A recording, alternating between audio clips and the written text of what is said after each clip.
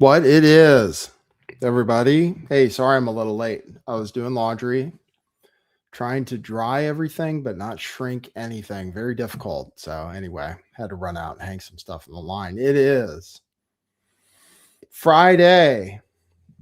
I ain't got no job.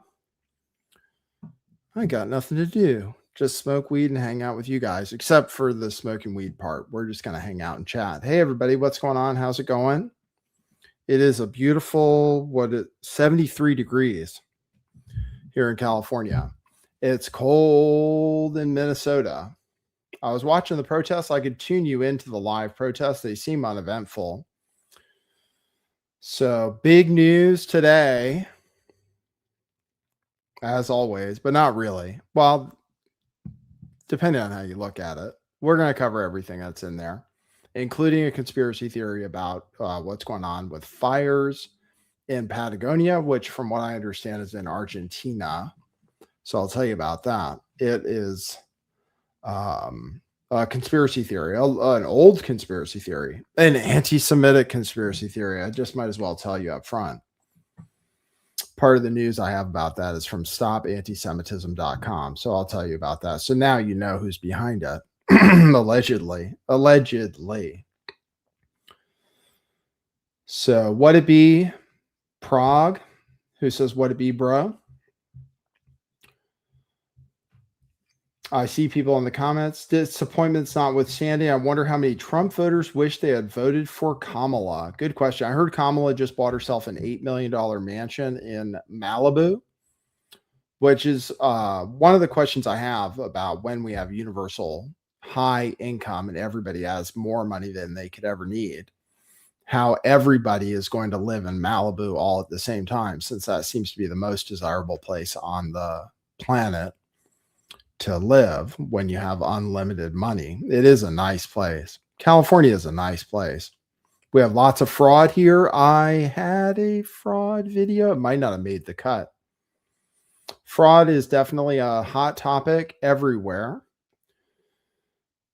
I don't think any of it made the cut for my show, but people are discovering fraud more and more places. Lots of dead people receiving SNAP benefits or Medicaid benefits or Medicare benefits. People are finding fraud in California, left and right. So that seems to be the hot topic. The other thing going on is Trump is trying to do everything he can to reduce the cost of living and not convincing anyone that any of it's going to work. There's a lot of spaghetti being thrown at the wall and none of it's seeming to stick. So everyone seems very disappointed. I said everyone. I have to strive to be accurate. Not everyone hates Donald Trump. Many people really like Donald Trump still. His approval ratings may be in some polls the lowest they've ever been, but they stay within a pretty tight range. He has a lot of supporters who support him no matter what. There are some policies in particular that people really don't understand, and almost everything he's trying to do right now is unpopular, according to polls, which a lot of people don't believe, but which I believe can be helpful as long as you realize that some of them may be biased. Everybody since 2015 and 2016 has been skeptical of polls because everybody says the polls all said that Hillary Clinton would win, but that's not actually true. There were some polls that said Trump had a chance to win, and I covered it at the time. And I should have wagered on it, considering that almost everyone was convinced that it was impossible. But there were some polls like Rasmussen, which was consistently showing that Donald Trump had a chance. And polls fixed themselves a lot since that time because they were embarrassed about being so wrong. And they realized that some people were not being contacted and so forth. So they have actually gotten better over time. And I've used them to wager on things and been relatively successful over my career of betting on politics. So anyway, there are some polls out today. That is news that's going around. So I think I'll open with that. Polls that are not favorable for Donald Trump about literally everything. Polls that are not favorable about ICE, which is the current thing that the administration is leaning into the hardest, is that everyone must support our law enforcement. And that particular branch of law enforcement is not popular right now broadly. And I have some video today. Unfortunately, I have some video today of what people are seeing that they don't like. In this case, people being kneed in the head, or a person. So I'll show that. I just picked that one up right before the show. So I'll show you that. I try not to show you every single left-wing propaganda video every day, but I have to show you some of it so that people understand that not all ICE protesters are paid protesters, and that some people actually are seeing things that give them reason to dislike ICE in their neighborhoods and so forth. So I will show you that. Jewel Lightheart says, I'm not sure on those polls. I think the left still controls the media. Sure. I'll show you CNN, who has a particularly boisterous poll guy who is over the top all the time. But I will show you his analysis of the latest polls, who says that Trump is down in the dirt.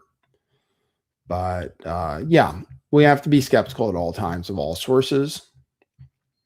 I was wearing my propaganda t-shirt today. When I promote my t-shirts, just remember that you're out there promoting a cause. I was wearing my propaganda shirt, which shows the networks, and a guy started a conversation with me at pickleball today, which I dominated at. Thank you. Not all the games, actually. I was terrible in my first game, but I played pretty well at the end. But it's a conversation starter. He said, oh, I agree with you that those networks are propaganda. What do you suggest I watch? I was like, oh, there's a show called Lift the Veil on YouTube. I don't know if you listen to podcasts or anything, but it's pretty solid for unbiased news, or only some biased news, partially biased. But get your t-shirts. I'll show you those when we get into the grifting portion of the show. I gave him $, says, looking at the stats, ICE are deporting less than Biden was at the end. Yeah, lots of open questions about how many people have been deported. Lots of debate about the numbers. I think the government claims like 2 million because they say a bunch of people have self-deported. I think that's part of the reason for the performative cruelty and stuff, is that they want people just to leave. So they want to make it seem like they're unsafe, just driving around, going to work and stuff. There's a story today that, and we're going to talk about Trump tacoing on the Insurrection Act. There's a story today about ICE going out to get tacos at a Mexican restaurant and then coming back and arresting the guys that served them. So it's not on my timeline for you guys, but it was in the news today, speaking of tacos. So anyway, what else is in the news? Let's see. Let's look through. Oh, I'll tell you the different economic plans going on. 401ks for down payments. Insisting corporations do things, including set up electrical plants. And then we'll talk about the fires in Patagonia. Yeah, and we'll talk about the price of eggs, what rich people are doing, etc. So those are some of the things on our docket for today. We'll see how long the show is. We'll also interact with you guys in the chat. We have a response to the $3 meal that was promoted yesterday, the $3 meal, which gives you a piece of chicken, a piece of broccoli, a corn tortilla, and something else, probably a peanut M&M. So we're still talking about cost of living, which is the main thing everybody is interested in, and the main thing that people don't like Trump for. 58% of people in the CNN poll said Trump's first year was a failure, which I'm sure he's happy about. So, all right. So that's what we're going to talk about today, as well as looking at your comments. Enjoy the introduction to the show, and we will grift on the other side. Thank you very much. Okay, cue musical intro. Boy, that's brilliant.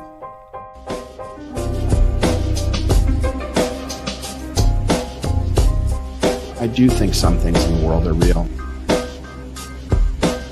Like you guys. You guys are real. Most of you. Most of my listeners, I think, are not just in my head.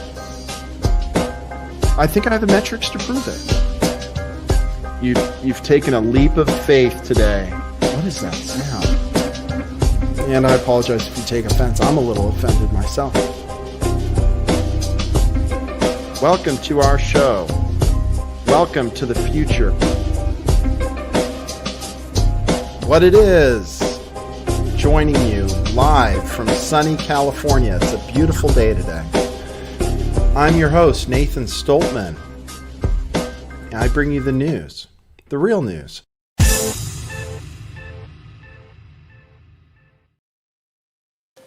The world has changed much since that last visit. And I believe the progress that we have made in the partnership sets us up well for the new world order. Canadian Prime Minister Mark Carney is touting a new strategic partnership with China in talks with Xi Jinping in Beijing as part of what he has said is a new world order in part. All right, there you go. This is the new world order. I had a debate with somebody the other day who said Trump isn't in favor of a new world order, but he is the new world order. So that story is because Canada is going to be ordering Chinese electric cars, which Elon Musk might not be happy about. So we have a war going on. We will put in a Zim and try to focus for today's show. Trump is leading a new world order because of his tariffs and everything else. Canada, and because everybody hates us, people are starting to sidle up to the Chinamen out there who build things better than everybody else in the whole world and only seem to be getting better and better at it, and also seem to be doing robots better than us.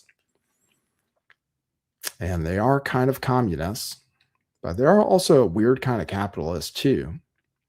So in any case, that story is about Canada reducing their tariffs. They had 100% tariffs on Chinese electric cars, which are apparently, I haven't driven one, really nice, really cheap, and really nice and really cheap. Really nice, like nicer than Teslas and cheaper than Teslas.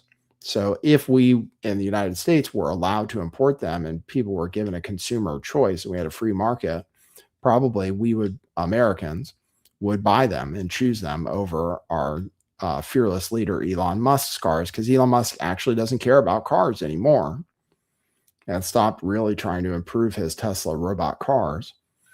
Well, he's counting on the self-driving to work, but it's not clear that his self-driving is any good compared to some of the others. He's counting on that explicitly, and then he's building robots instead. The Optimus Prime, Optimus 3 he's up to, which apparently is going to be a good consumer product. So we'll see. So that's what's going on with Canada, our neighbors to the north, and the so-called New World Order. All right, it is time for grifting. I can't put your comments on stage. I don't know why. I don't know why. Sometimes it gives me the option and sometimes it doesn't. I like putting your comments on stage. I'm not going to refresh this page because I feel like that would be bad. I just don't know how to do it. So if you want to support this show, there's no such thing as YouTube super chats here. In any case, they take 30% and pay me next year. You can go to buymeacoffee.com/lifttheveil. You can become a monthly supporter if you want, which is actually the best, or just drop some coffees, which are tips, which there is no tax on tips. And they take a much smaller percentage and pay me in a few days. So it's a really nice service for people like me who drink coffee daily to support our brain health and hopefully help us live longer. Go to buymeacoffee.com/lifttheveil and leave a tip and a comment, and I will refer to it at the end of every show. Regardless of when you do it, you can do it any time of the day, even when the show is not live. Also, you can buy t-shirts, which I told you I was going to promote, which are right here at Truth Revolution Clothing. That's truthclothing.io. This is the shirt I was wearing today. Not the baseball tee, but the other tee. We're already sold out of the other tee. This was a very popular design. That's what it shows on the chest. You get that shirt for $10, and everything else on the website except for one sweatshirt, everything is either $10 or $5. It's a liquidation going out of business sale for these super high quality, mostly cotton, but some are blended with other materials, t-shirts that everybody loves and show that you know what you're doing. So you can also get these cryptocurrency shirts, Bitcoin saves, crypto. I'm wearing Bitcoin saves right now. And you can also get a Lift the Veil female shirt still in stock, but that's not sold out yet. That's only $5. We have a lot of female styles down here at the bottom of the page. So check those out. Those are still in stock, still in various sizes. So stock up on those. They're all great. Super high quality, screen printed in America, not drop shipped, not digitally printed. They last a long time as long as you take care of them. So go to truthclothing.io, pick up your t-shirts, and I will ship them out for you. I'm in the t-shirt den right now. I am surrounded by a remaining stock of t-shirts and one very nice sweatshirt. So check those out at truthclothing.io. Don't miss your chance to get those deals, $5, $10 shirts. All right, let's take a look at the chat, see what you guys are talking about. Why are we going out of business? Well, we're a small show. We used to be a bigger show, and we don't sell enough volume to justify the fees that need to be paid for our Shopify service and the money that the minimum money I have to pay the California government every year. So, and this place where I'm located today is different from the place I'm normally located. This storage area for these shirts will not exist for too long. So we're selling out. We're selling out, unfortunately, unless the show really grows to a more significant size. We no longer can afford to operate, unfortunately. But while we sell these shirts at low prices, people do buy them, so it's good. We're just clearing out. That's all. It'd be great to be able to do it forever, but probably won't be able to. All right. Thank you for your question. All right. Let's see. What is Prague says they're faking the AI with guys in suits? No, I don't think so. All right. What do you guys want to talk about first? You want to talk about the polls? Let's do that. Let's just talk about the polls first. And then we'll talk a little bit about ICE. We'll talk a little bit about food. And we'll talk about energy, and we'll talk about some other things too. So let's talk about polls first, since we led with that. Here is an interactive poll. Let's see if I'm showing on my screen. Trump, a national poll, a number of polls came out today. One had him at 36%, the lowest he's ever been, I guess. The poll by NPR Marist has him at 38% approval, which is the same as it was recently. Disapproval is up by a couple points to 56%. Trump's second lowest, or his lowest approval of his second term on net between disapprove and approve. And every single issue he's negative on. The economy, which he won on.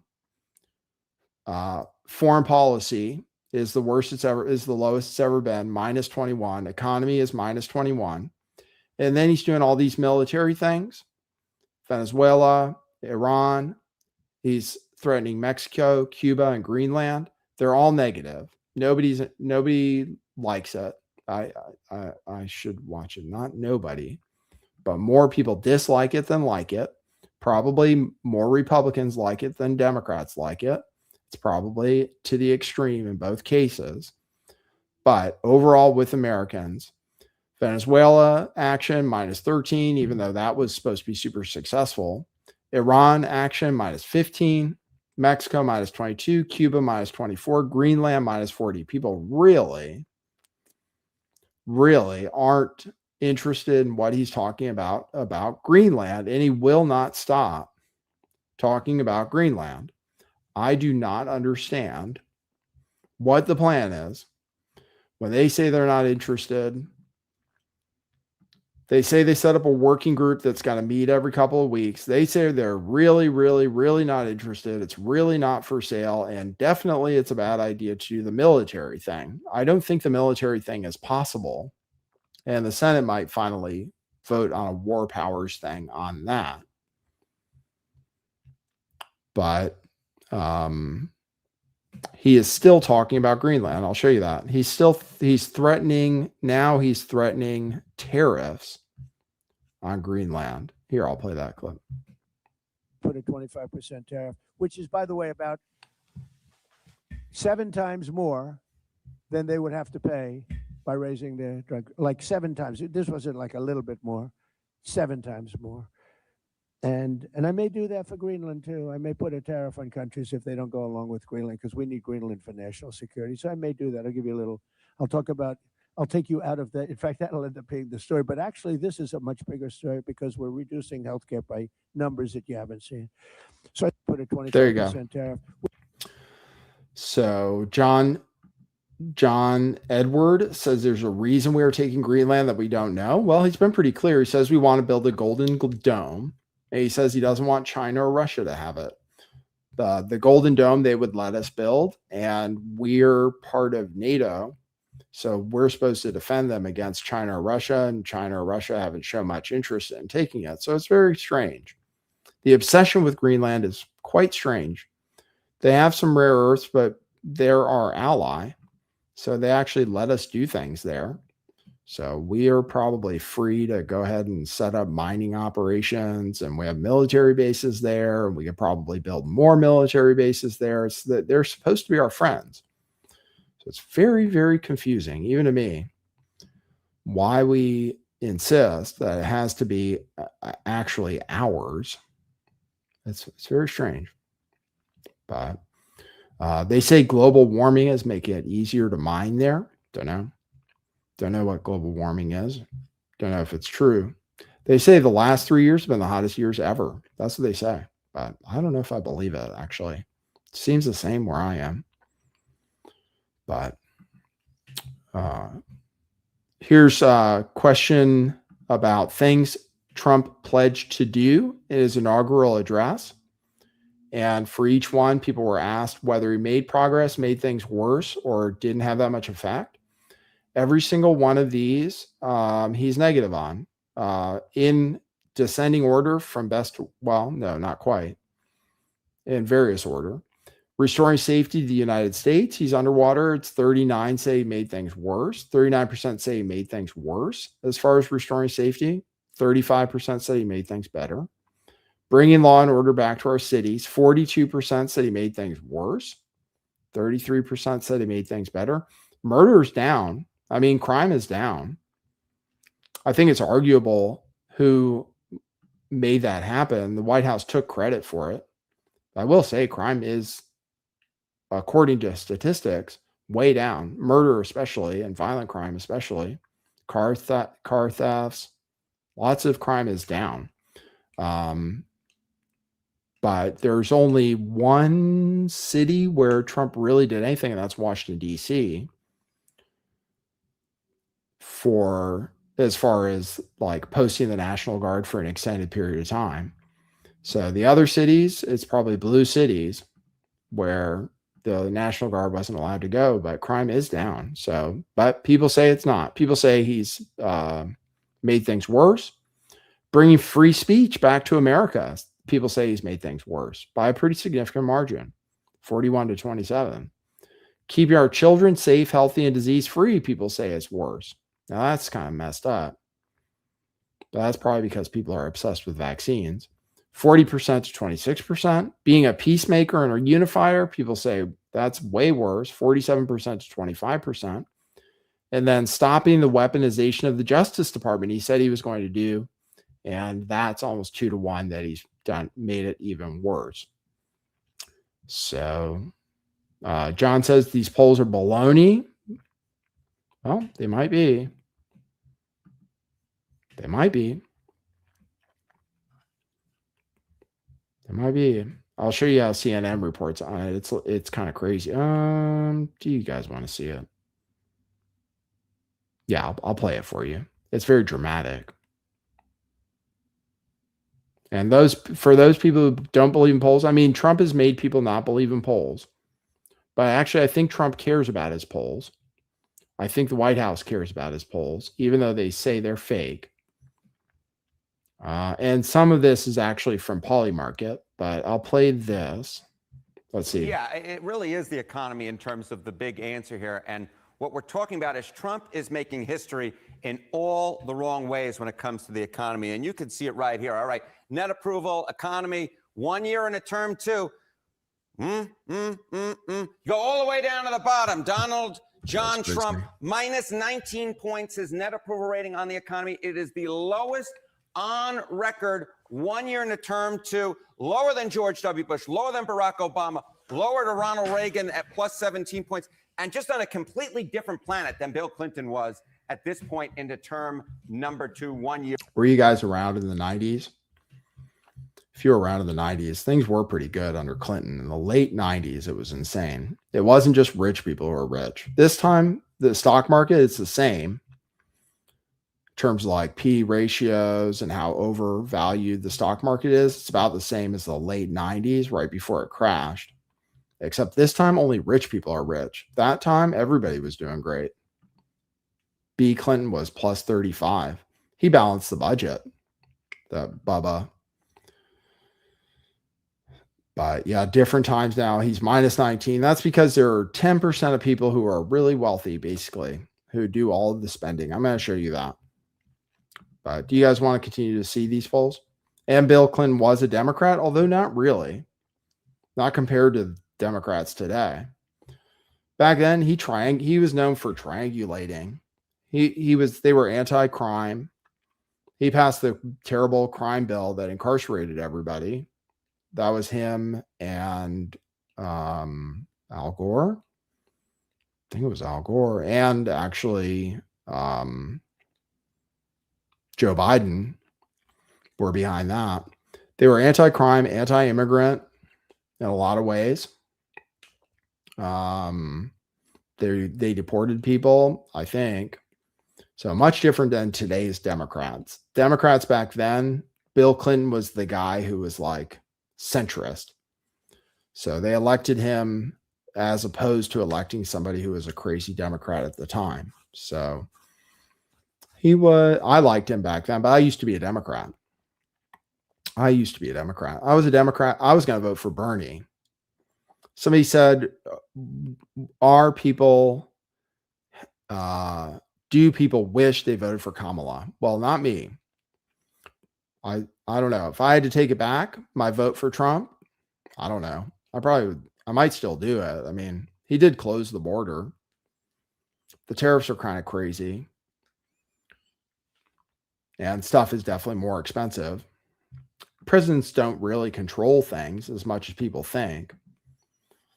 There are other things to blame, but these days the president is pretty powerful. So anyway, he made a lot of promises. In at plus 35 points. At this point, Donald Trump on the economy, minus 19 points. Of course, the key reason he got reelected. And at this point, he is way, way, way underwater. And that, I think, is a big reason why the majority of folks view term 2, year 1, as a failure for the man from New York. You know, our poll found that Americans think on the economy, the president is making things worse. There are other polls which really dig into some of the specifics there, too. Yes, that's exactly right. So this is a broad look at the economy, right? You see Donald Trump way underwater at minus 19 points. But look at this. Look at this trend. Recreating jobs, Trump has hurt or helped. You know, you go back in 2024, people looking back at his term 1, the plurality, 47% said, yeah, he helped, compared to just 26% who said he hurted. Now, it's a total flip-flop. Look at this. The plurality, 43%, say that Donald Trump is actually hurt in creating jobs. Just 26% say help. This 43% in terms of hurt is actually lower than Joe Biden was at the end of his presidency in terms of creating jobs. So Trump, not just worse than himself, but worse than Joe Biden was on, of course, an issue that, you know, really goes to the hearts and minds of Americans. And it's not just jobs either. No, it's not just jobs, right? So jobs is one thing. but it's the cost of living. We just keep going back to this over and over and over again, John Berman. You know, you heard Mitch Landrieu talk about it in the interview as well that you did in the last block. And just take a look here. Read the cost of living Trump has hurt or helped. In 2024, looking back on term one, it was split. 40% hurt, 40% help. It ain't split no more, baby. It ain't split no more. I mean, just look at this.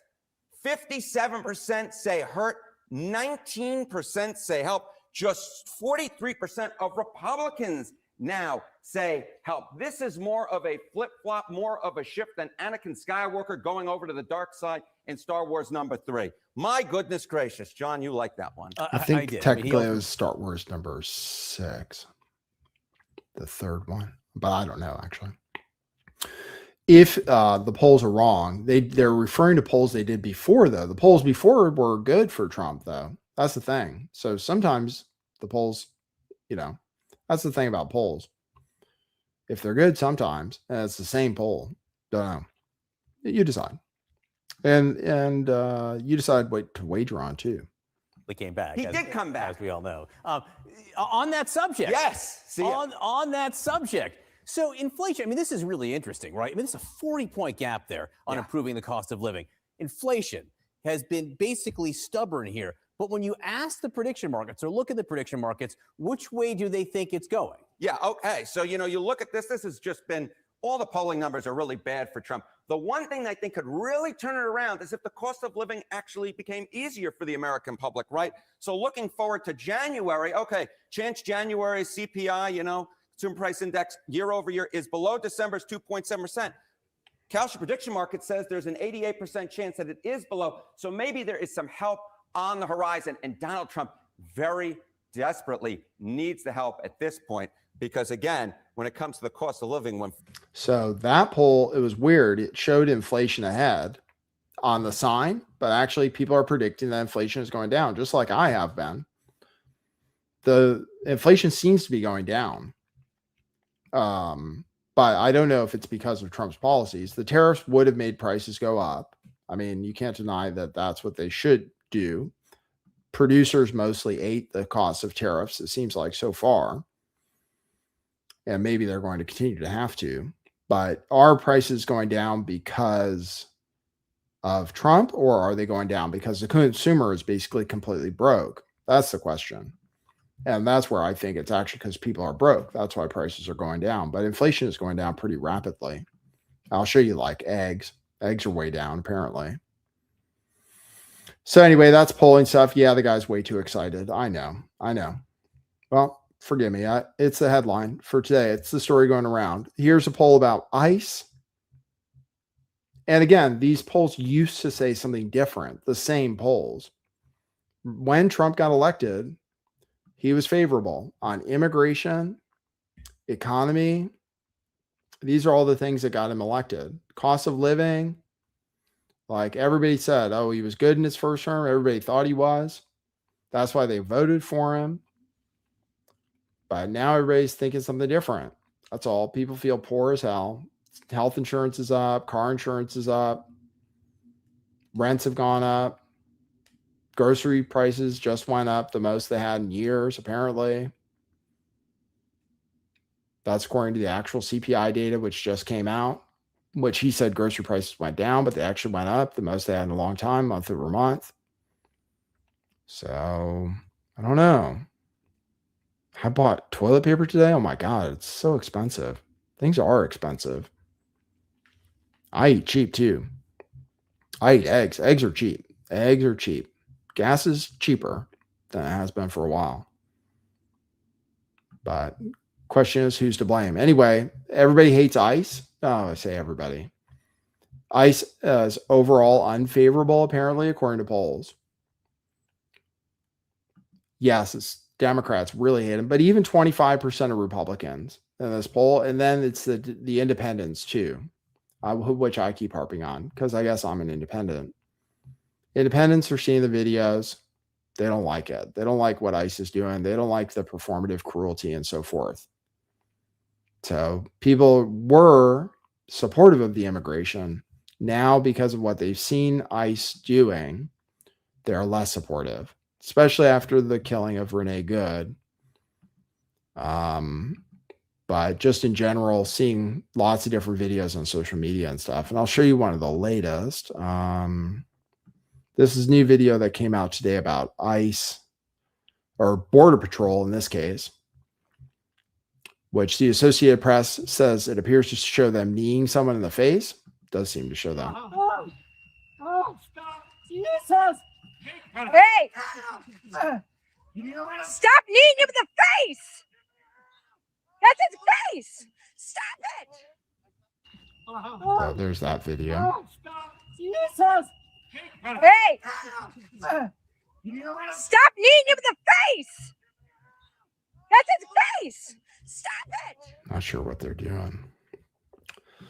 Well, whether it's right or wrong, you decide.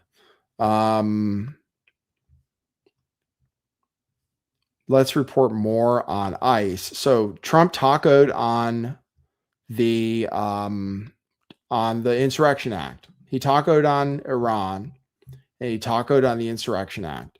He still put out a Truth Social post that says he's ready to act, and it's going to be solved as soon as he does. He says that in Minnesota, the troublemakers, agitated, and insurrectionists are, in many cases, highly paid professionals. This is what they keep going to. Highly paid professionals. The governor and mayor don't know what to do. They have totally lost control and are currently being rendered useless. If and when I'm forced to act, it will be solved quickly and effectively, he says. Now, I told you the protests right now, I looked at a live stream of them. They don't seem like they're going on. It could be because it's just super cold. They keep talking about paid protesters, which I don't deny that there is such a thing, but they still haven't proven it. And apparently they have all their resources looking into who's paying these protesters. And they still haven't exposed whatever network it is that they say are paid protesters. I think there are also genuine people who don't like ICE. That's all. I think he wants to say that people actually like ICE and that's just a fake protest. But I think there are people who genuinely don't like ICE who are coming out to protest. I think that's totally possible. So I don't mean to say when I push back on the paid protester thing that they don't exist. Paid protesters do exist on both sides.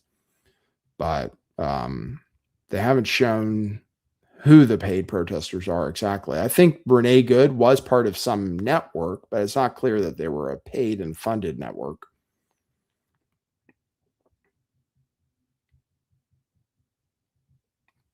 So there you go. That was that. But here he is tacoing on the Insurrection Act. So apparently he's not going to do it. I think it would be a bad idea because it could make the situation even worse. Right now, the protests, like I said, it didn't look that bad from what I saw tonight. So, and I haven't seen that much of the bad activity yet from the videos I've seen. Now, I know it's left-wing newscasters that are out there taking videos, so maybe they're not showing the bad stuff. I saw and showed the people on the show last night who broke into that FBI vehicle, and I seen vandalism of vehicles, and that's bad. But I haven't seen a lot of the violent protesting yet. They were going to take down a fence, I think I saw. So there is some bad protesting going on for sure. But that does happen. And law enforcement is supposed to be able to deal with that. So we'll have to see what happens in Minnesota. I think if it comes to the Insurrection Act, that could really light a fire, though. And then we could really get the civil war that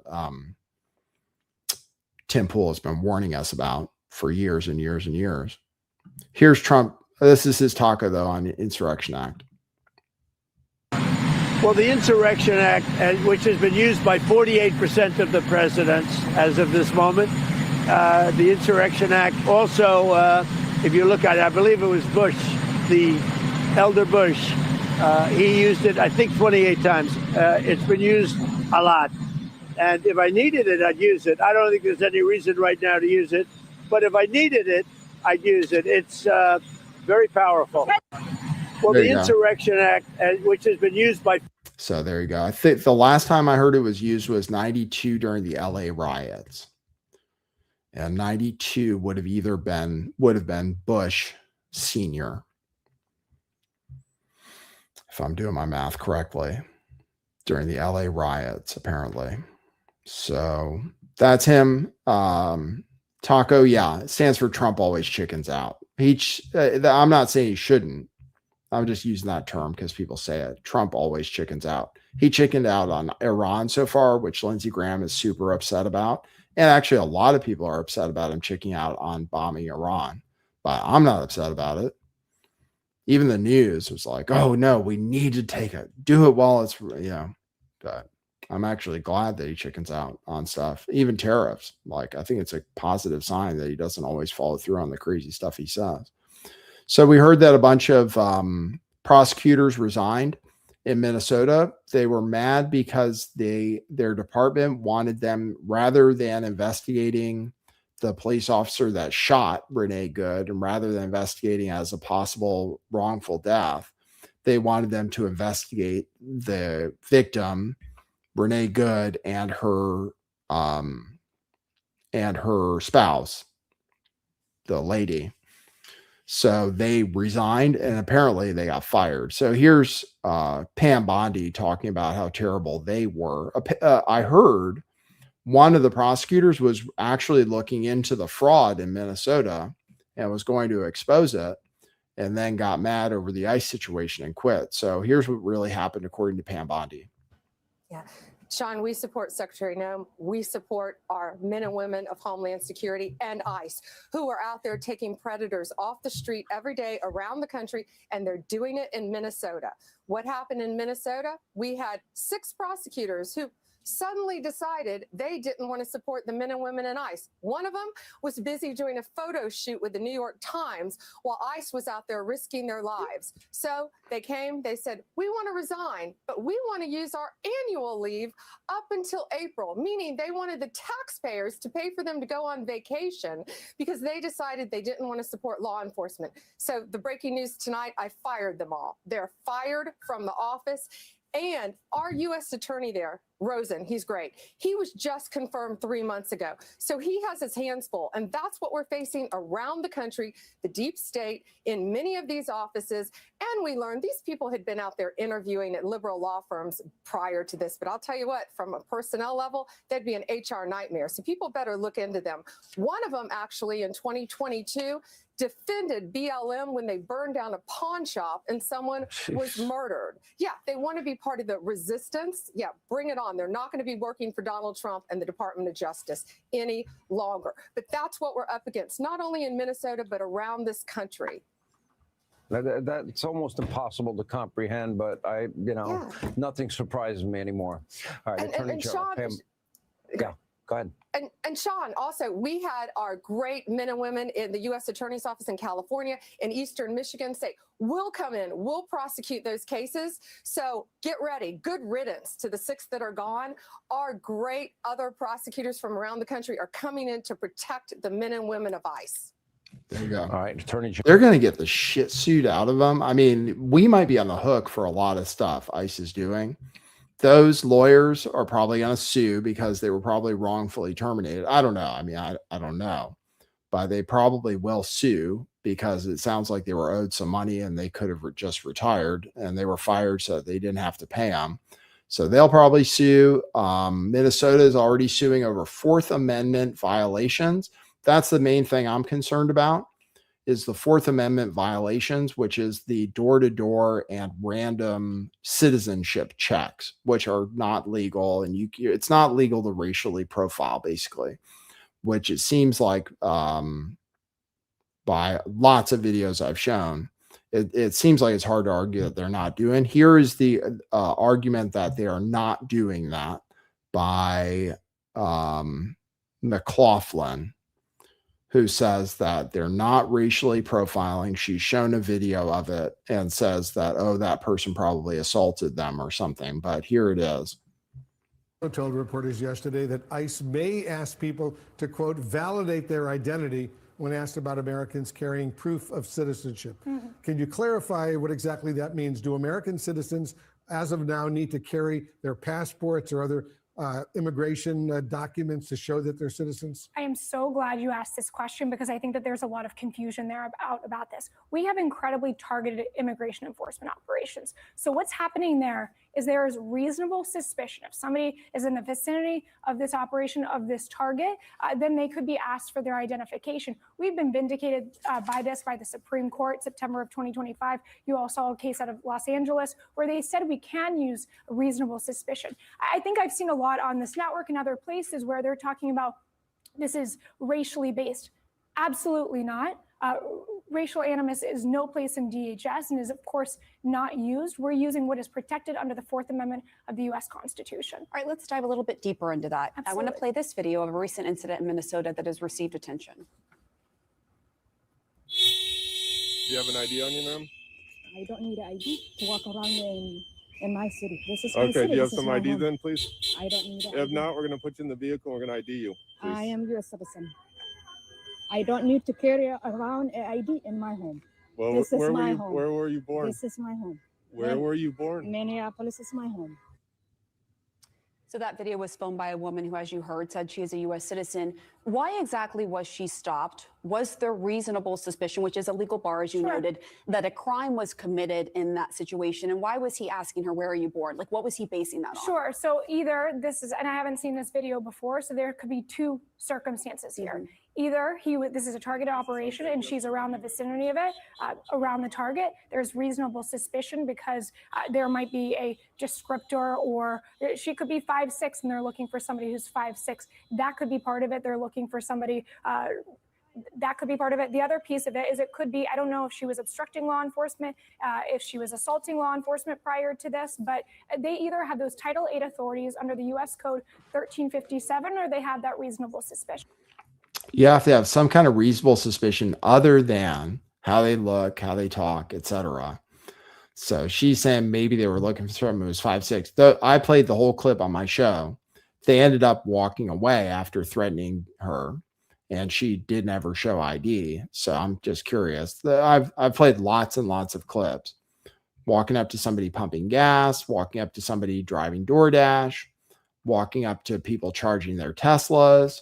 Didn't seem targeted. Once again, there's been a lawsuit filed by Minnesota. It's a violation of Fourth Amendment rights. There has to be reasonable suspicion, and that reasonable suspicion can't just be, oh, you're not white, or you have an accent, etc. And I've shown you clips where they say, oh, well, you have an accent. They actually said that. They were like, oh, what? The guy's like, why are you asking me for ID? Like, why are you asking me where I was born, etc.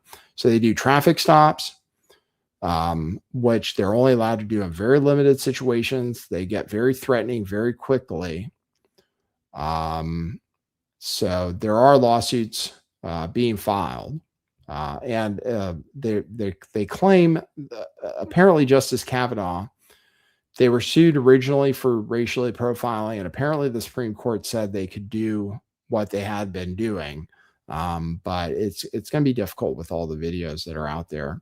And then we might actually end up having to pay for it. Gina says, hit the like button. Yes, remember to hit the like button. We want to game the algorithm as much as possible.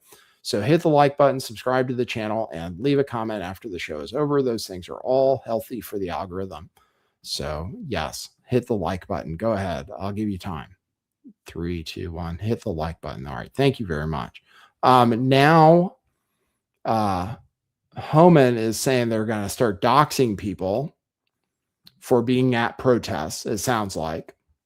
So this is what Homan is saying on Fox News, is that everybody who's at the protests, they're going to start doxing them so they can get fired.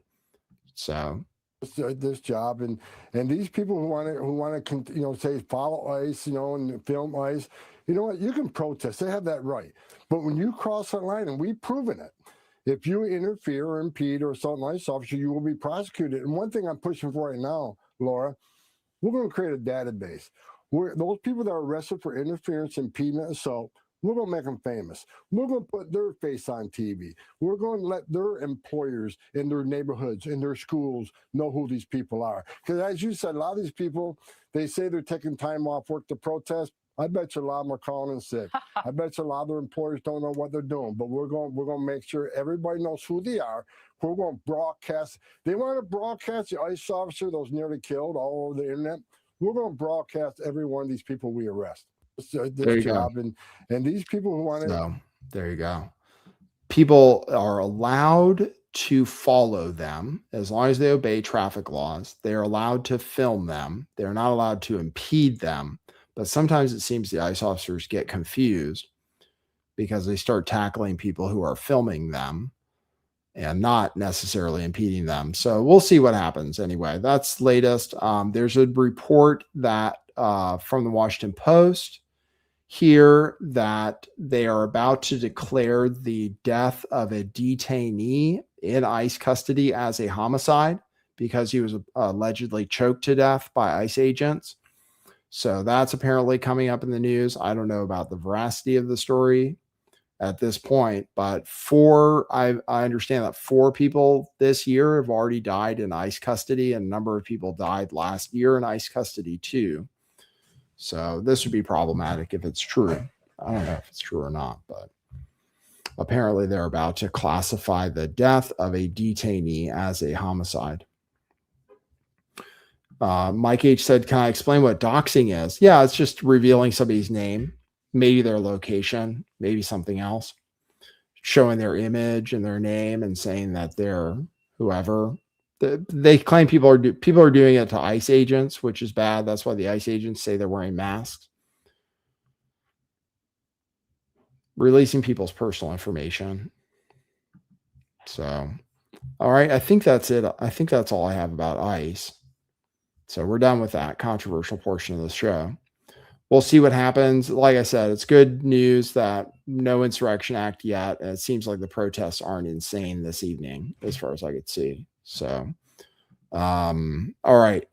Going back to the story about the $3 chicken meal, it looks like they're responding to that. Listen to this. Let's see. I haven't reviewed this.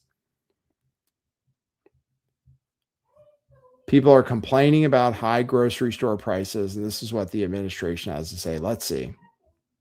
True, healthier food, especially in terms of non-processed and in terms of protein, it costs more, generally speaking. And groceries are up right now, 2.4% in terms of costs year over year. Overall food prices are up 3.1%, according to the CPI. So then the question becomes, well, what measures is the Trump administration taking to address these rising food prices at the same time that they are, and again, applause, pushing Americans to have a healthier diet? Well, first of all, over the last 3 months, the good news is for consumers that the incomes are rising faster than inflation finally, and it's been a long time since that's happened. So that means people have, over at least in the last few months, more affordability, not less, especially when it comes to things like paying your grocery bills. But also it would depend, I don't know, Jake, how big a serving that they're talking about. I mean, one of the problems with people's nutrition is we all, and again, I'm guilty of this of anyone, we overeat, we eat too much, and we consume too much calories. So I'd like to see kind of how much broccoli she's talking about, how much chicken, how big are the servings? I don't want It's because we're all fatties who eat too much. That's funny. Blaming us for the food prices being too high. It's because we eat too much. Well, that's maybe true. So fine, fair enough. We're all too fat. That's true. But if we ate healthier food, that'd be good. The new food pyramid, I'm a fan of. It's based. Chris Jones says, am I still doing call-ins? If you'd like to call in, I do it upon request sometimes. I'm equipped for it. I have the technology for it. I just don't have enough people tuned in most of the time. If you'd like to call in, I will open the phone so later. Someone says my wages aren't growing at all. Yeah, well, sucks to be you, I guess. The statistics say wages are going up faster than prices. Well, we'll see. Maybe the price rise problem will soon go away. And then we'll see if that is good or not. We'll see. I had more about ICE. Let's see. I had more about ICE. About the internal bleeding story. So let's see if we can review the internal bleeding story. If New York Times just did a full analysis of the video, apparently frame by frame, like millisecond by millisecond. And they seem to show that he wasn't hit by the car, that he was leaning into the car, but I haven't seen the analysis. Do you want to see the New York Times analysis? I can probably get it. Here is this report on the internal bleeding. Let's see. What is the status of that ICE agent that was involved in the shooting? And can you give any more clarity into his injuries? Yeah, he's on leave right now. He's spending time with his family. Obviously, this is a very difficult time for him and for his family. As we've confirmed before, he had internal bleeding, was sent to the hospital. Can you elaborate on that? Because doctors we've spoken to, you say normally, and I'm not trying to minimize, I don't know what the injury was, but they say normally if you have internal bleeding, you would stay longer than a day. He was released the same day. Was this bruising, or can you give us any better indication of what the injury was? I haven't spoken to this individual's doctor. I just know he's on leave. He was pretty banged up, internal bleeding, and we pray for him and his family. And this is, anytime there's a loss of life, it is a tragedy. In this case, it's an absolute tragedy. But Pamela, what I think again is so important, especially as we see so there you go. rioters. She hasn't seen the report, so who knows? Who knows? Let's see. New York Times. Let's see. New York Times video analysis. ICE. Let's see if video analysis sheds light on newly available. Okay, and then we have to open it up in archive.is because we want to evade the paywall. Okay, and we want to search for this. Let's see. All right, let's take a look. Video analysis of ICE shooting sheds light on contested moments. You can see that. Newly available videos and existing footage synchronized and assessed with the Times provide a frame-by-frame look. Oh, let's see if they're... Oh, it's 7 minutes and 10 seconds. Let's see. Oh, I can't play it. Oh, yeah. I probably need a subscription. It's video. Darn. Video analysis. Frame by frame. Let's see if I can find it. It's 7 minutes and 10 seconds, though. Well, descriptions in a video analysis, focus on some key. More videos likely to emerge. Here, this is what it says. More videos are likely to emerge, but the visual evidence shows no indication that the agent who fired the shots, Jonathan Ross, had been run over. The footage provides visibility into the positioning between the agent and Miss Good's SUV and the key moments of escalation. It also establishes how Mr. Ross put himself in a dangerous position near her vehicle in the first place. So apparently they say there's no indication that he was run over by the car. So that's what the Times is saying, but who knows? He might have thought he was going to get killed. I don't know. He might have thought he was going to get killed. Obviously, he wasn't. All right, let's see. Okay, moving on from ICE. Trump affordability. We have a wager on Kalshi for the credit card cap. A wager that there will be no legislation passed to cap credit cards. So he's thrown spaghetti, I said, and none of it's sticking. One of the things that's not sticking is the 10% cap on credit cards. Kevin Hassett says as that they're not going to pass any legislation. So I'll just play that. This 10% cap on credit card interest rates obviously has the banks talking, and a lot of them are very worried about this. This new potential card cap could wipe out the earnings from the card portfolios for a year. Those are the expectations there. If applied to all cards, analysts say it would hurt large bank pre-tax earnings by between 5 and 18%, and wipe out earnings for the monolines like a Cap One Financial. Your thoughts on the president putting this in place? Obviously, Congress would have to codify this for law. Will these banks be forced to follow this? Well, I think, we've been in conversations with the big banks, with CEOs of many of the big banks, who think that the president's onto something, that he's got a great idea that they could potentially voluntarily provide for people who are in that sort of sweet spot of not having financial leverage very much because they don't have access to credit, but they have enough income and stability in their lives so that they're worthy of credit. And so our expectation is that it won't necessarily require legislation because there'll be really great new Trump cards presented for folks that are voluntarily provided by the banks. There you go. So the Trumps are going to the banks are going to voluntarily come out with new Trump cards, but it's only going to be for people with 800 credit scores. 10% is so insane for a credit card. So anyway, we'll see. I bet against it. The odds are 70. I don't know. Let's see what they are right now. The odds that the bank's credit card rates, wow, the odds have really gone up. It's insane. So it's a good bet, I think. I've lost $100 on my bet so far, but I'm convinced that it's never going to happen. And I think it's a good bet. I'll show you though. 36% chance that credit card rates are going to get capped this year. It's gone up a lot. It's insane. There's zero chance. Mike Johnson already said it's not going to happen. So it's a very good bet if you like free money, probably. Will credit card rates be capped this year? Should have waited to buy in, I guess. Only 64 cents to buy no right now. So we'll see. I don't know why people think it's going to happen. We'll see. Maybe I'm wrong. Maybe I am wrong. But he even just said that it's not going to need legislation. So to me, that's proof that it's not going to happen. We'll see. We'll see. On other affordability news, Trump actually doesn't want housing prices to come down.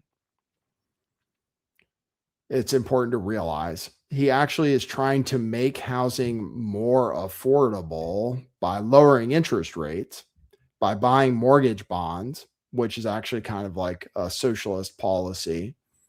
He's having the government spend $200 billion on mortgage bonds, which is by saying that, it brought down mortgage rates to below 6% for the first time in a long time. But that's to keep housing prices up. It's not to keep housing prices falling. He wants people to be able to afford their mortgage somehow on the homes that still exist. And then now a new plan is to let people cash in their 401k to buy a house, which you can just argue about it. I don't think it's necessarily a bad thing to let people. It's still an investment, and a house might be a better investment than stocks, but it's taking out of people's retirement plans and putting them in a house. And then if houses do go down in value, which I predict they will this year, new house prices already are coming down, then that money would be evaporated by a 20% drop in the housing market. But they could be evaporated by being invested in stocks too, because stocks are the most expensive they've ever been too. So anyway, that's one of his plans to make affordability better. Another plan to make electricity cheaper is he's forcing, and I've actually predicted this would happen. I said that they're going to start paying for our electricity because they're using so much of it.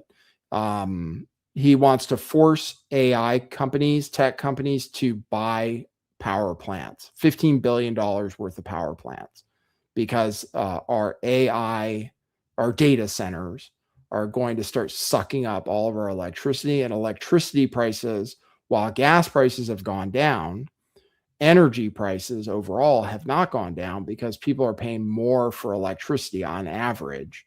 It's up 7.4%.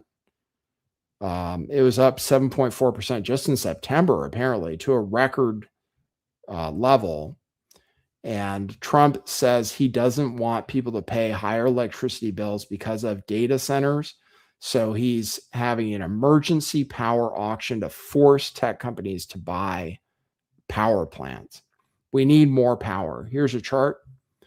This is the forecast for how much of our electricity is going to be used by data centers compared to other parts of the world. And the United States is by far off the charts in the next 5 years or 4 years up until 2030.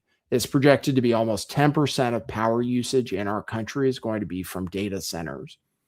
And people can just argue how much benefit they're getting from data centers and AI, how much benefit people are receiving for having to pay for extra power for data centers. So that's just a chart that shows it. China has built a lot of power, mostly solar. It's one of the reasons silver is up so much, because they use a lot of silver in solar panels and are projected to continue doing so for some time. So a lot of solar panels in China, a lot of electricity in China compared to here, where we haven't built that much electricity.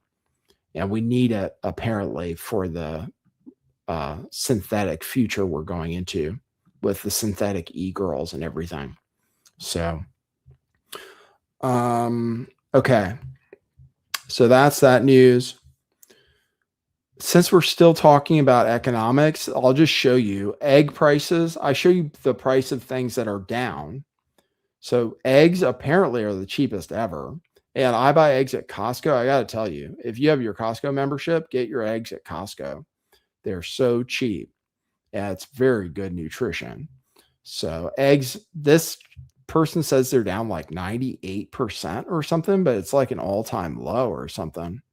This says egg prices have plunged 95% in the last 10 months. I don't see how that's possible. 95% seems like a lot.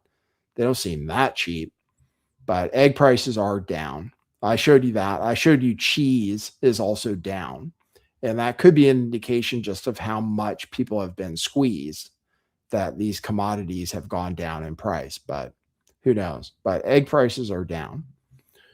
Also sticking with the economy, rich people are doing all of the spending. So the economy is good. We have high GDP. Companies are making record profits, but everybody's doing badly, or the most people are doing badly. The bottom 80%, who used to make up most of the spending, as you can see from the beginning of the chart there, the blue line is the bottom 80%, which hopefully you're a part of along with me. Well, hopefully, no. Why would I hope that?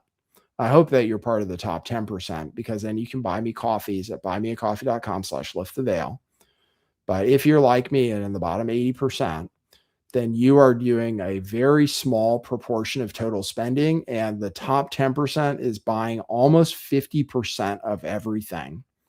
And the economy, people say, is getting by based on rich people spending money on themselves.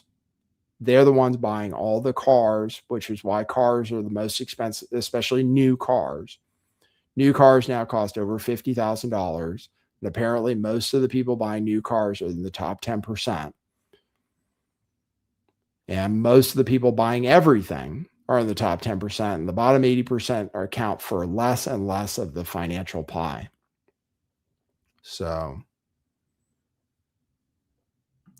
that's what's going on right now with our economy.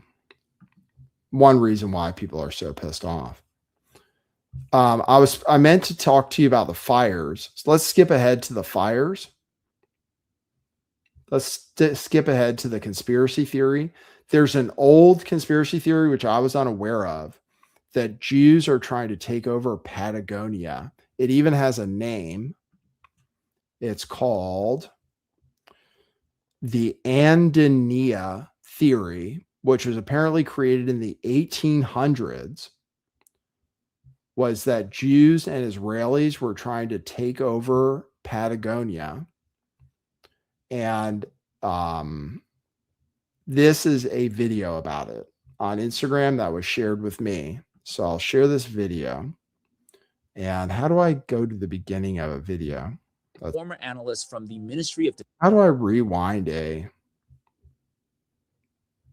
Instagram video? Well, let me just get through it while I chat. You'll see what's on the screen, but just ignore it for a second. I'll watch it. Let's see. And then I'll wait for it to go loop back to the beginning. Thanks, everybody, for tuning in. Mike H says you got a 2006 Suburban with 100,000 miles. Good for you. I was stupid and leased myself a new car, which wasn't that stupid because it's a low payment, but then I got hit with the insurance payment and I realized I really screwed myself, but only for 2 years. So that'll be over soon-ish. But that's what happens when you're insane and you make decisions, financial decisions. That happened earlier last year. But at least I have a low payment.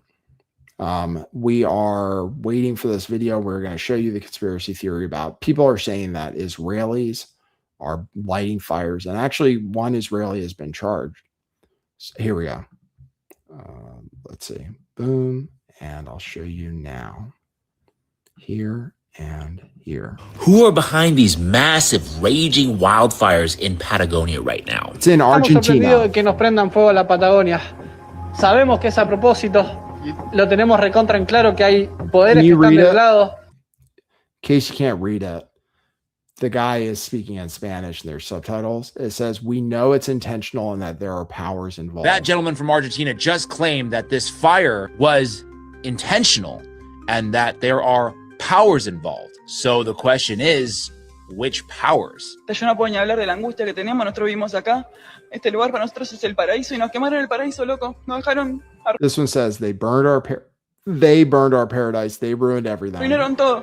Y acá lo que pasa es que están queriendo venderle la Patagonia a todos los judíos, loco. Esto se sabe hace un montón. Acá todo el mundo lo sabe. Está lleno de israelitas. Está todo el mundo comprando la tierra. What is she talking about here? This selling of Patagonian land off to Israel. This is an article from May of 2025 in a local newspaper called Santa Cruz Nuestro Lugar.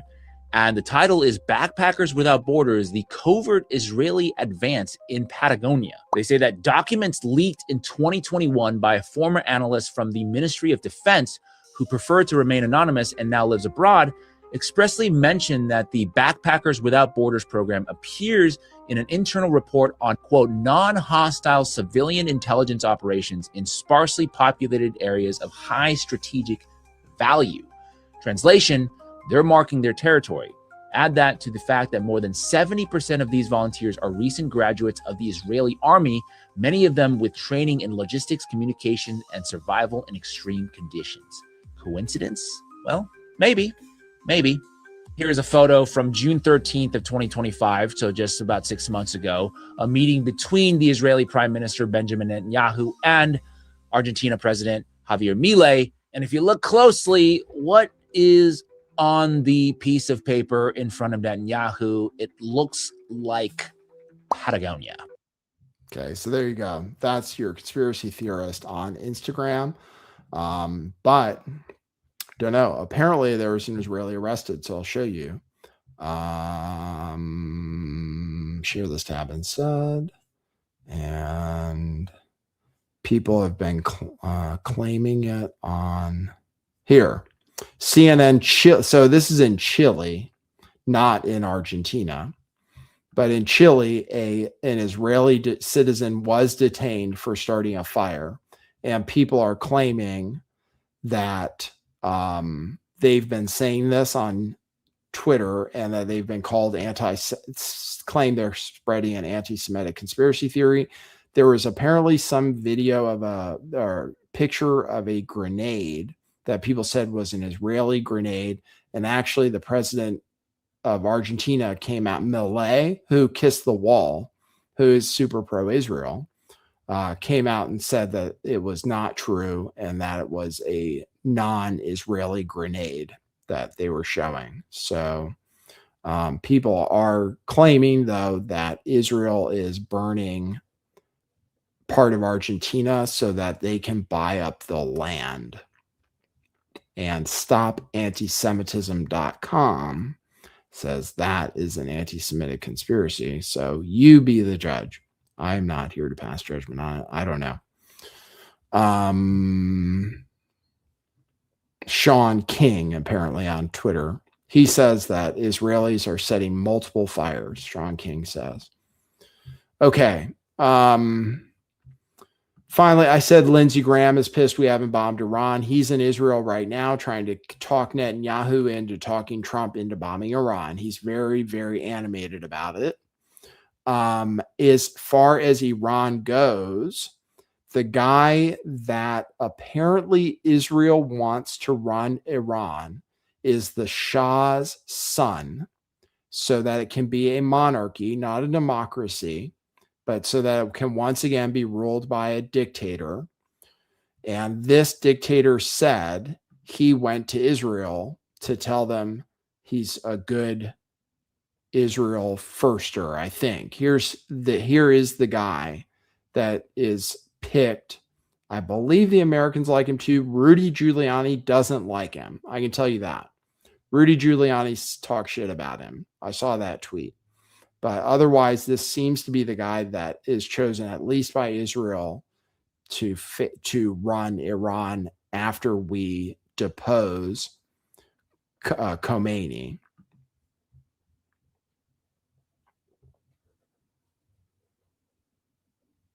I went to Israel 2 years ago to show that we are the descendants of Cyrus the Great, who 25 centuries ago helped Jewish slaves be freed from the Babylonian government, helped them rebuild the temple in Jerusalem, a country that in the Second World War period gave refuge to Jews escaping the tyranny of Hitler, a country that, unlike this regime, wants to have cordial relationship with the state of Israel and the rest of our neighbors. I went. So there you go. Apparently Jews were very happy under the Shah. Apparently, they all left and started buying property in Beverly Hills after the Islamic extremists came in. So we installed the Shah in the first place so that we could have the oil. So anyway, that's that news. I have more Jewish news from the ADL talking about how they're trying to control AI. So it's pro-Jewish. So someone came up to me after service and Wikipedia. And said, I really want to ask him a question, but I can't be there. So I said, okay, give me the question. I'll ask. Here is the question. The question is, it used to be when Nazis were marching, that Jews would show up with clubs and get into fights. He says, now I know we can't do that anymore, but has the ADL ever considered hiring people to countermarch, especially people of different ethnicities, so that because social media and publicity are so important, people won't see marches unopposed? So I have now asked. So I think it's an interesting question. Weird. I think that we have to do, speaking of paid like protests, to quote Wayne Gretzky, is not go where the puck is, but where it's going. And this has been a big lesson really since 10/7 in part. So I can tell you, we have taken resources and redistributed it really towards the LLMs, towards generative AI. Folks, I got to tell you, how many of you used ChatGPT in the last week? Raise your hand. Folks, I'm going to come back here in a year and you all need to raise your hand. ChatGPT is ground truth for the vast hundreds of millions of people. It has over 1 billion users. It's been around for like 2.5 years. So like marching in the streets is one thing we could do, but what I would rather do and where I'm investing is building the technology to train the LLMs more effectively and working with OpenAI, with Alphabet, with Anthropic, with Meta, with Microsoft. We are working with them now to train the LLMs. Heck, we're in conversations with Alibaba to train their LLM because the Chinese AI models are profound and potent and they're much more cost effective and they're spreading. So marching in the streets is certainly one thing we could do. And I get why that matters. But what I need to do is go where the puck is going. So we are investing in Wikipedia, LLMs, and trying to change the game before it changes us. There you go. So that's very, very smart. So they're trying to train the LLMs. Yes, I wonder what they do to train them properly so they don't say the wrong thing. So there you go. That's your news for today. That's your news for today. Hope it was enjoyable for everybody. Oh, I had another clip. Let me just show you one other thing. That's not news, but apparently is a viral clip from TikTok of a dating app. So I will play you this just for fun, and then we'll check our coffees.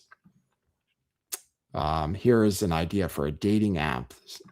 After I said I would require a deposit to take me on a date to cover my date preparation costs, I'm now working with an app developer to make this a reality. This is actually happening. We are building the app. I'm not even exaggerating when I tell you this is the best damn dating app you have ever seen, because there is a clear difference here where the woman can set the deposit rate and the man can pay for her date preparation costs. So as a woman, you're going to walk into the date already so happy, and that's going to lead to a better date and a better connection. And that gives the man a better chance of succeeding in courting you. The app is called Courted. So when people ask, how did you meet? You can say, he courted me. So cute. The website already looks absolutely stunning. And the app itself, incredible. All of the features are so unique and nothing like you've ever seen on any dating app. Oh, and to everyone who said you can't do that, guess what? I just did. So we are going to launch this city by city. And if you want early access, click the link in my bio and sign up. Let's make dating fun again. Love you. Someone said she invented prostitution. It's true. She's like, oh, I invented prostitution. It is. It's like, oh, I'll pay you. Oh, okay. Well, I could also pay an escort who would sleep with me, but I could pay you too. And I guess that's what you're saying you're going to do too. So anyway, that's a pretty good idea. Courted. You can pay in advance. Their going rate. And I'm sure you have to pay for dinner too. So pretty funny. Someone said, much appreciated, Nathan. Can you tell me why you don't have Cash App? I can't tell you why I don't have a Cash App, because I do have Cash App. It's $LTV411. And forgive me for not promoting it. I try to promote everything. I do have Cash App, and it's even better than buymeacoffee.com/lifttheveil, because there's no fee and it's instantaneous. And I can send you a heart emoji when I get the tip from you. So yes, I have Cash App. It's $LTV411. It's a great app. I heard Max Kaiser say it's the best way to buy Bitcoin, and it probably is for most people. I do Bitcoin roundups with my Cash App. I have the Cash card and everything. So that's $LTV411. I also have Zelle, which I believe is also LTV411. So it's not a link. You just go in your Cash App and you put in $LTV411. I think I listed in the description for the show too, I think. So it's relatively straightforward to do. I don't think it's a link. I don't think you can link it. It should be in the video description. Mike, what? You want to call in? There's only 80 people tuned in. It's not enough to call. I think my pizza just got here, so I got to go. All right. Thanks, everybody, for tuning in. Great to see you. As always, hope you have a great weekend. Hopefully, if you watch the games, hopefully the games are as entertaining as they were last weekend. Let's hope for that. And hopefully the pickleball goes well as well while we're here. So thank you, everybody, for tuning in. Great to see you. I hope you have a great weekend. If I don't see you during the weekend, if news doesn't break. So good to see you guys. Thanks for tuning in as always. Oh, I have to check my coffees. I said I would. Refresh.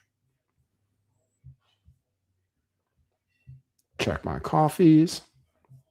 I think I don't have any. Yeah, it looks like I have several coffees. So let me read those. Jewel Lightheart bought a coffee, said, I am enjoying having the same segments with updates each show. I feel like I'm getting good news coverage. Thank you. Good. This is a news show. I appreciate that. I'm getting some nice comments about the show, even though the audience is not huge. I like seeing that people appreciate it. Hopi Cobwebs became a monthly supporter, which you can do at buymeacoffee.com. Said, hi, Nathan. I really appreciate your show. Thank you very much. Someone anonymous bought 5 coffees. That's very nice. Thank you. And Rob's in LA bought a coffee and says, thanks, Nathan. Have a nice evening. Thank you, guys. Thanks for the coffees. Appreciate that. I will buy coffee and donuts tomorrow in your honor. Thank you, guys. Thanks for tuning in, and we will see you at the next one. For now, that's what it is.